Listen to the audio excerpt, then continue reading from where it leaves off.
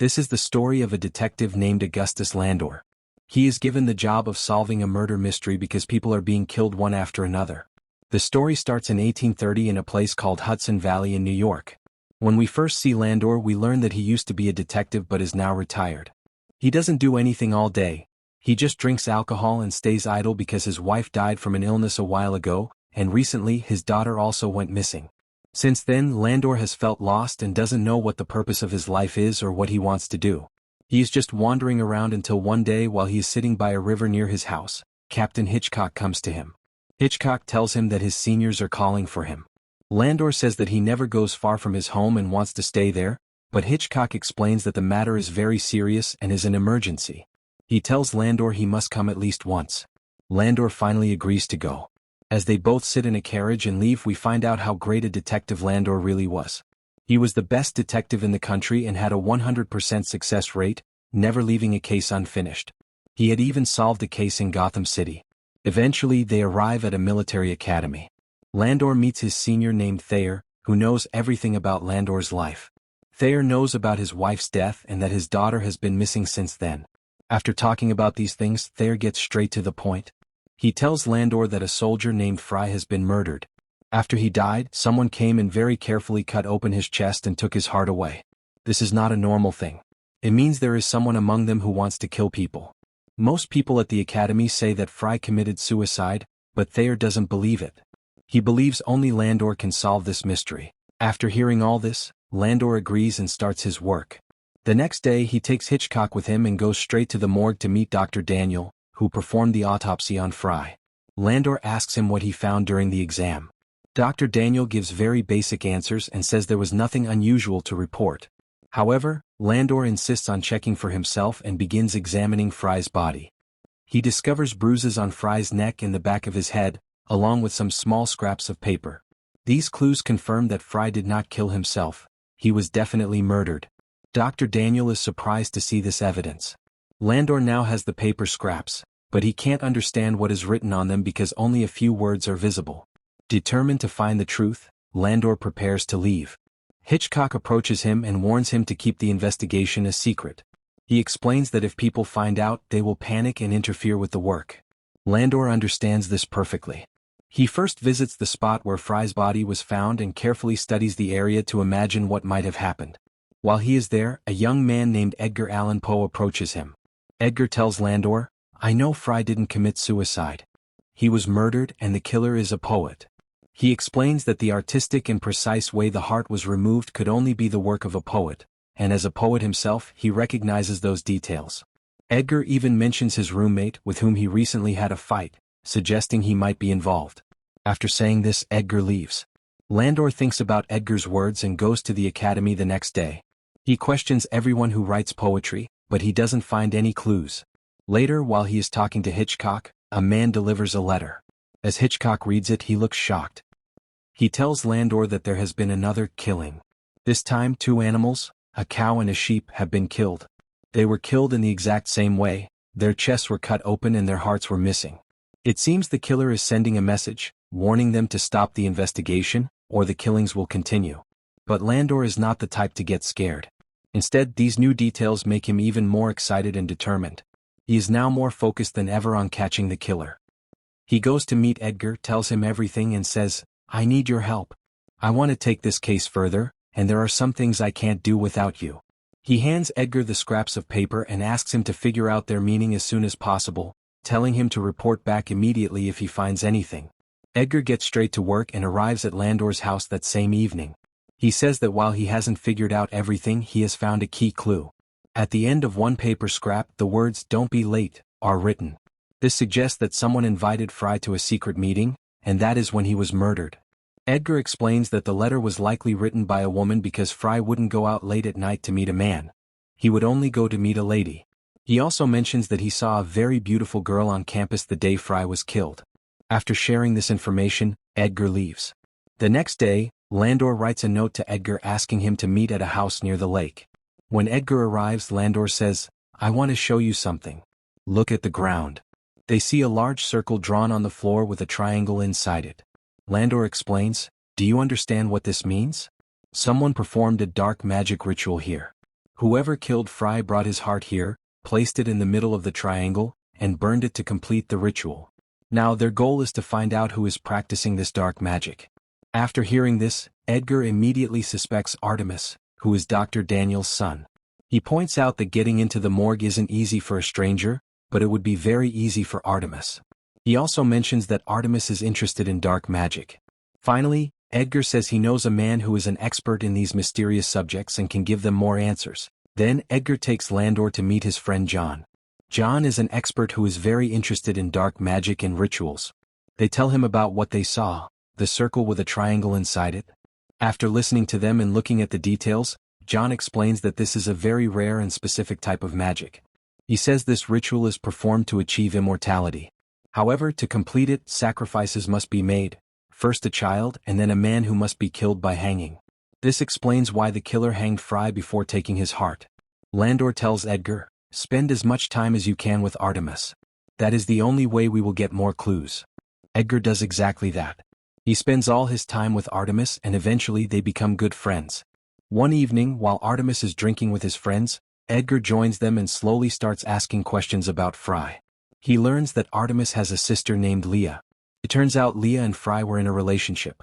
But after Leah broke up with him, Fry lost his mind and eventually took his own life, or so the story goes. On the other side, we see Landor struggling. He keeps having visions of his missing daughter, and these memories haunt him every day. Remembering her makes him break down in tears. The next morning, a funeral is held for Fry. Everyone comes to mourn and offer support to his family. As Landor is leaving, Fry's mother approaches him. She hands him Fry's diary and says, "I want you to keep this so you can find the killer quickly. This diary is useless to me because everything inside is written in a secret cryptographic code that I cannot understand. Maybe you can figure it out and discover what was really happening to my son." Landor takes the diary and starts to leave. On his way, he meets Dr. Daniel and his wife, Wiley. Wiley begins flirting with Landor and asks about his wife. When Landor tells her that his wife died 2 years ago, Wiley seems secretly pleased, thinking she might have a chance with him. Meanwhile, Edgar goes to Artemis's house to look for more clues. While there, he sees Leah playing the piano. She plays beautifully, and Edgar is surprised and delighted to learn that she is also a poet. This deeply impresses him. He approaches her and asks if she would like to meet him again. Leah agrees and the next day they meet at a cemetery. Edgar starts expressing his feelings, telling her how much he admires her beauty and her talent for poetry. Just as Leah is about to respond, she suddenly has a seizure. She falls to the ground, struggling, but Edgar helps her and brings her back to consciousness. He then insists on walking her home. At the same time, Landor is working hard to crack the code in Fry's diary. He manages to decode a few pages and decides to head out alone into the night to search for more evidence. As Edgar is walking to meet Landor, a man named Bellinger suddenly attacks him. Bellinger is actually a friend of Landor's. Fortunately, Landor arrives just in time to break up the fight and separate them.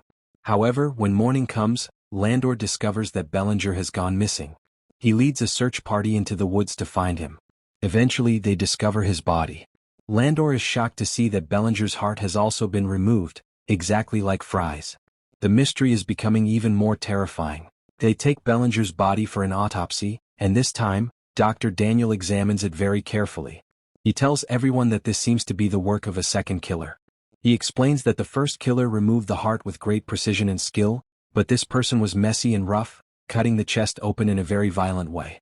When Thayer hears this, he becomes furious. He tells Landor, "Solve this mystery immediately.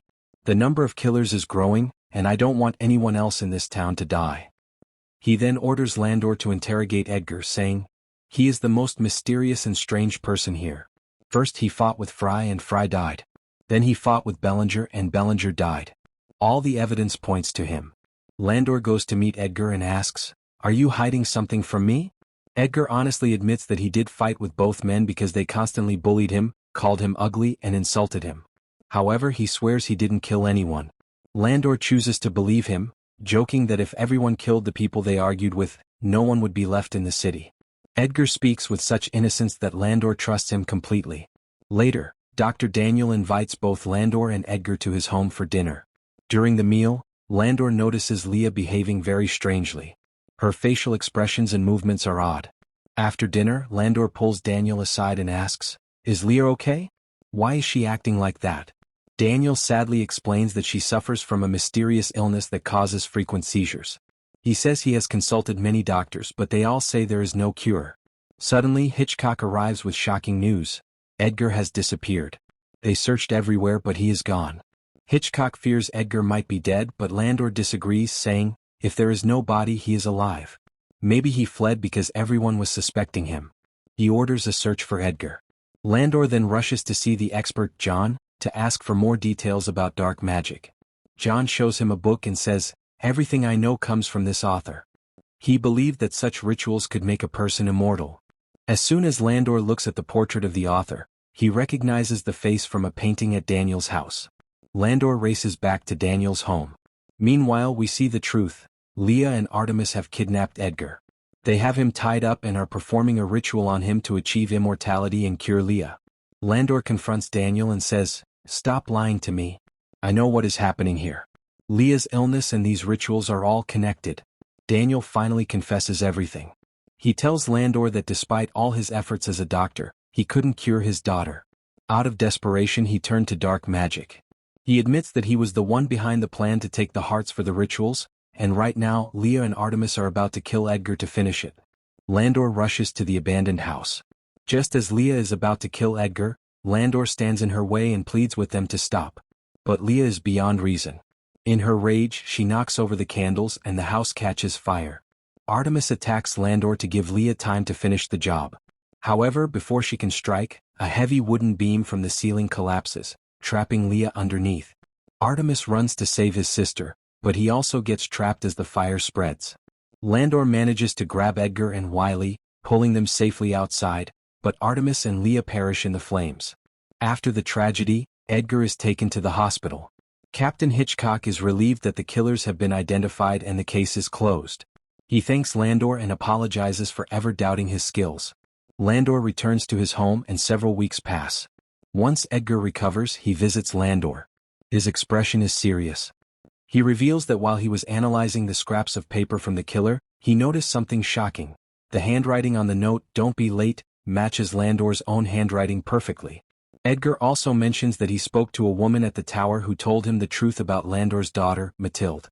Landor finally breaks his silence and confesses the dark truth. He tells Edgar that on the night of her first ball, Mathilde was walking home when 3 cadets, Fry, Bellinger and a third man named Stoddard, attacked and raped her. Mathilde survived the attack and came home, but she was shattered by the trauma. She hated herself and couldn't live with the pain. One day she ran to a cliff. Landor followed her and begged her not to do it, but she jumped to her death. Landor lied to everyone, saying she had simply gone missing, because he wanted to hunt down the men himself. He was the one who lured Fry to the woods and killed him, hanging him to make it look like a... It was only after he got Fry's diary that he discovered the identities of the other men who hurt his daughter. Landor continues his confession, explaining that he lured Bellinger, killed him, and removed his heart to make it look like part of a larger ritual. At that time, Landor didn't know about Leah and Artemis. He only knew that someone was performing rituals, and he used that mystery as a cover for his own vengeance. He explains that Dr. Daniel's realization, that there was a second killer, was actually correct, as Landor was indeed committing his own murders parallel to the occult ones. As for the third attacker, Stoddard, Landor reveals he has been searching for him, but Stoddard has vanished. He hopes Stoddard lives the rest of his life in fear, knowing that if he ever returns, he will face the same fate as his friends. Landor admits that he took the case specifically to stay close to the investigation and ensure that no one suspected him while he was hunting his daughter's abusers. After confessing, Landor tells Edgar that he is free to go to the police and tell them he is the killer. However, Edgar refuses. He tells Landor, "I won't do it. I know that what you did was right. Justice isn't always served, and those monsters deserved exactly what they got." With that, Edgar burns all the evidence he gathered. Before leaving, he tells Landor that the time they spent working together was one of the most meaningful experiences of his life. Finally, Landor walks to the cliff where his daughter, Mathilde, took her own life. He holds her ribbon in his hand, releases it into the wind, and whispers for her soul to find peace. By letting go of the ribbon, he symbolically releases his own pain and trauma. With that quiet moment of peace, the story comes to an end. If you're enjoying my channel's video, please remember to like, comment, share, and subscribe to the channel. Help me hit that target of 1,000 subscribers.